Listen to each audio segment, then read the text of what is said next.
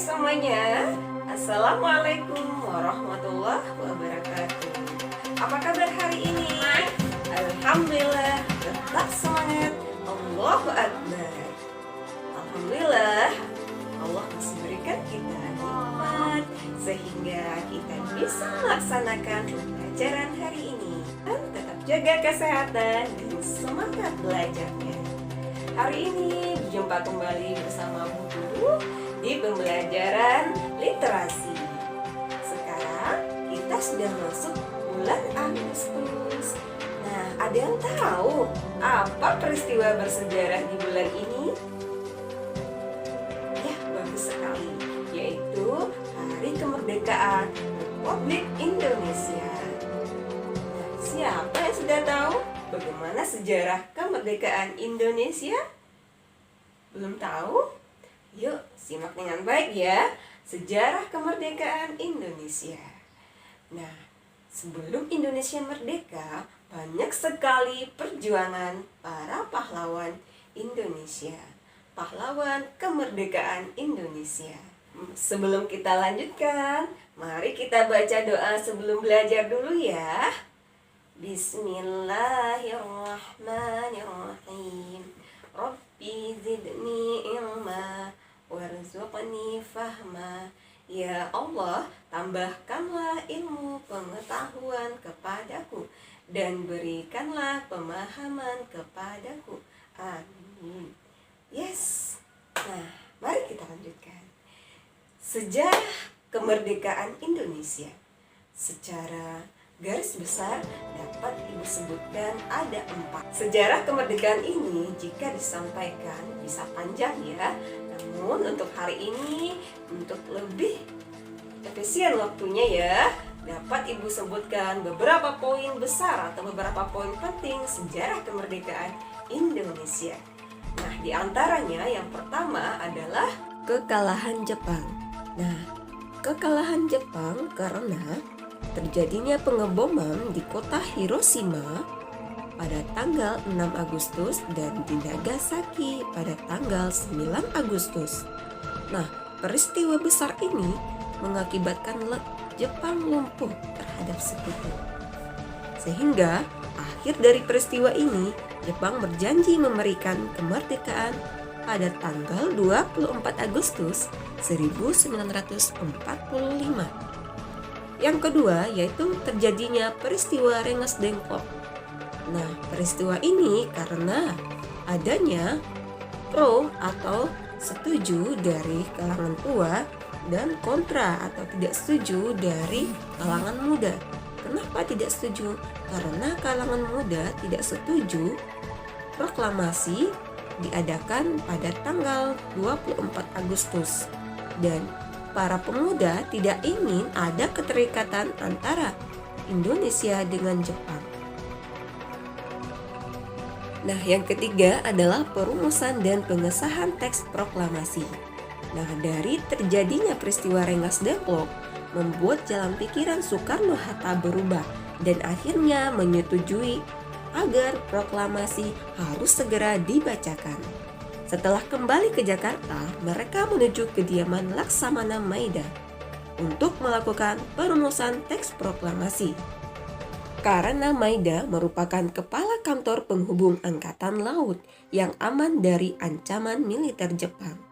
Nah, sehingga akhirnya berdasarkan pembicaraan antara Insinyur Soekarno, Muhammad Hatta, dan Ahmad Subarjo, didapatkan rumusan teks proklamasi yang langsung ditulis tangan oleh Insinyur Soekarno.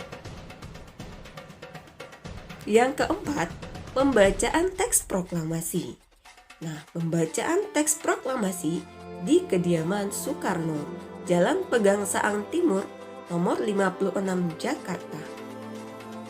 Saat itu, rumah Soekarno telah dipadati oleh massa menjelang detik-detik proklamasi.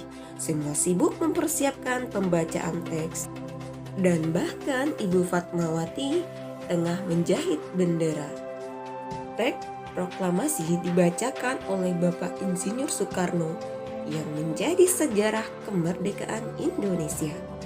Perjalanan Indonesia untuk mendapatkan kemerdekaan memang tidak sebentar, penduduk tanah air harus merasakan penjajahan yang kejam dalam waktu yang lama.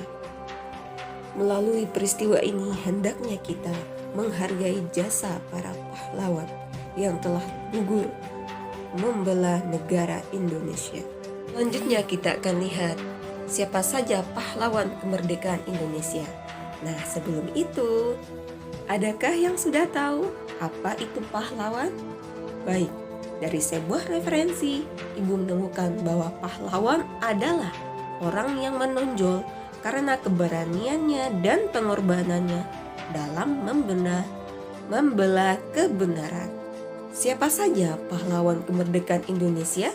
Di antaranya Insinyur Soekarno, Muhammad Hatta, Sultan Syahrir, Jenderal Sudirman, Bung Tomo, Muhammad Yamin, Muhammad Nasir, Ki Hajar Dewantara, Adam Malik, Pangeran Diponegoro, dan Aha Nasution. Adalah pahlawan kemerdekaan Indonesia yang berjuang mempersiapkan kemerdekaan Indonesia. Selanjutnya ada juga pahlawan kemerdekaan Indonesia di kalangan ulama, yaitu 1. Hadratus Syekh Ki Haji Hasyim Asy'ari. Nah, beliau adalah pendiri organisasi masyarakat Nahdlatul Ulama yang disingkat dengan NU. Salah satu ulama yang dimintai saran oleh Bapak Insinyur Soekarno. Yang kedua adalah Abdul Wahab Hasbullah, menjadi pengiring kemerdekaan Indonesia bersama Insinyur Soekarno.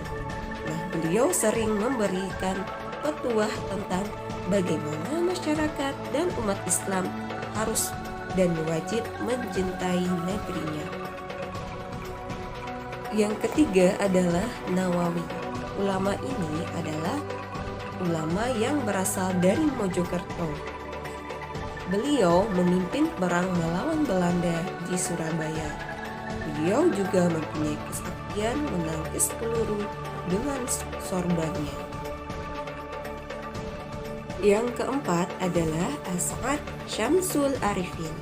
Ulama ini merupakan keturunan Sunan Ampel dan Sunan Kudus, sehingga perjuangannya untuk kemerdekaan Indonesia juga tidak terlepas dari nilai agama.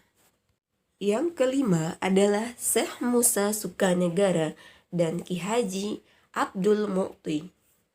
Beliau turut andil dalam perencangan naskah Undang-Undang Dasar 1945 yang menjadi rujukan bagi Presiden Insinyur Soekarno dalam menyusun dan merawat kebinekaan di Indonesia. Anak solih-solihah, itulah ulama yang ikut andil dalam kemerdekaan Indonesia. Alhamdulillahirrabbilalamin. Terima kasih atas perhatian Anda yang solih dan solihah. Itulah yang dapat Ibu sampaikan hari ini tentang sejarah kemerdekaan Indonesia dan pahlawan kemerdekaan Indonesia. Semoga kita bisa menjadi pahlawan untuk diri kita sendiri, pahlawan untuk orang tua kita, pahlawan untuk keluarga kita, dan pahlawan untuk bangsa, untuk agama kita. Amin ya rabbal alamin. Wallahu a'lam bishawab. Ibu akhiri dengan billahi taufik wal hidayah. Assalamualaikum warahmatullahi wabarakatuh.